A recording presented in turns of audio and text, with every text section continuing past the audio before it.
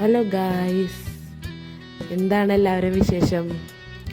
നമുക്കിന്നൊരു beef fried recipe നോക്കിയാലോ?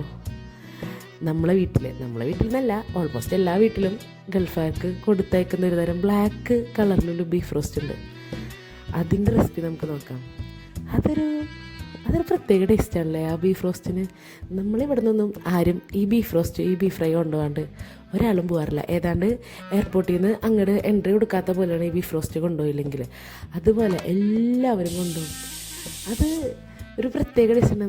പക്ഷേ റെസിപ്പിയിൽ വലിയ വ്യത്യാസങ്ങളൊന്നുമില്ല നമ്മൾ നോർമലി ബീഫ് റോസ്റ്റ് ഉണ്ടാക്കുന്ന റെസിപ്പി.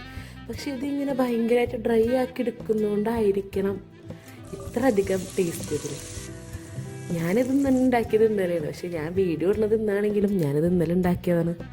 അപ്പോൾ ഇതിൻ്റെ കൂടെ കുറച്ച് നെയ്ച്ചോറ്, അതിൻ്റെ ഇപ്പുറത്ത് കുറച്ച് ബീഫ് റോസ്റ്റ്, കുറച്ച് സാലഡ്, കുറച്ച് അച്ചാർ, കുറച്ച് പുളിങ്കറി. എല്ലാം കൂടെ കൂട്ടി ഇങ്ങനെ കഴിക്കുമ്പോൾ ഒരു പ്രത്യേക ടേസ്റ്റാണ്. നമ്മളിത് ഇങ്ങനെ ഡ്രൈ ആക്കി എടുക്കുന്തോറും ടേസ്റ്റ് കൂടി വരണമെന്ന് എനിക്കൊരു ഡൗട്ട്. ഡ്രൈ ആക്കാതെയും ടേസ്റ്റ് ഉണ്ടാവും, പക്ഷേ ഡ്രൈ ആക്കി ആ ബ്ലാക്ക് കളർ വരുമ്പോഴത്തേനും ഒരു പ്രത്യേക ടേസ്റ്റ്. ഇത് ഗൾഫാരെ ബീഫ് ഫ്രൈ എന്ന് പറയാൻ കാരണം ചിലപ്പോൾ ഇങ്ങനെ എപ്പോഴും കൊണ്ടുപോകണോണ്ടായിരിക്കാം. ഇത് എഡിറ്റ് ചെയ്യുമ്പോൾ എനിക്കിങ്ങനെ പിന്നെ കൊതി വന്നുകൊണ്ടിരിക്കുകയായിരുന്നു ഗൈസ്.